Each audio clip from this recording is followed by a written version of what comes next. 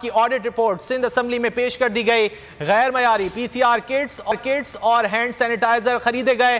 Report के मुताबिक कीमती तिब्बी मशीनरी निजी अस्पतालों के हवाले करने का भी इंकिशाफ हुआ। तफसीलात जान लेते हैं बोल न्यूज के नुमाइंदे सलाहुद्दीन से। सलाहुद्दीन, क्या तफसीलात है?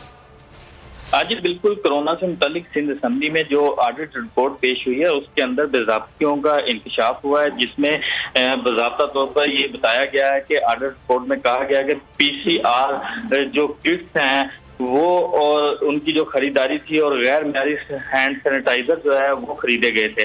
और रिपोर्ट में जो है कीमती जो तिब्बी मशीनरी थी वो भी निजी अस्पताल के हवाले करने का इंकशाफ हुआ है। और ऑडिट रिपोर्ट में ये भी कहा गया है कि 15 करोड़ 32 लाख रुपए की जो गैर मयारी पीसीआर मशीनें और किट्स हैं वो खरीदी गई थी। किट्स और मशीनें सिविल जना अस्पताल और दीगर सरकारी अस्पतालों ने तो वापस कर दी थी, लेकिन जो निजी यूनिवर्सिटीज हैं, अस्पताल हैं, उनकी जानिब से ये किट्स मशीनें वापस नहीं आई।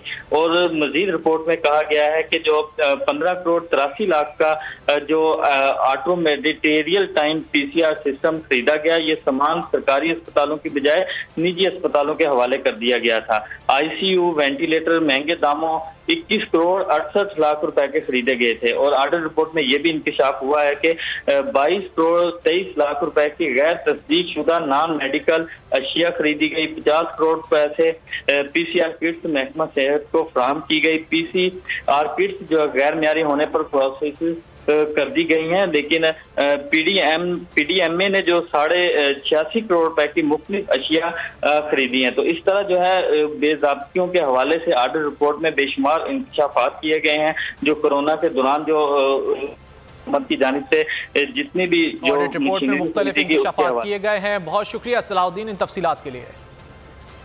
आगे बढ़ेंगे। रहनुमा पीटीआई अली जैदी का सिंध में गंदुम बहरान पर रद्द अमल। सूबे में गंदुम बहरान सिंध हुकूमत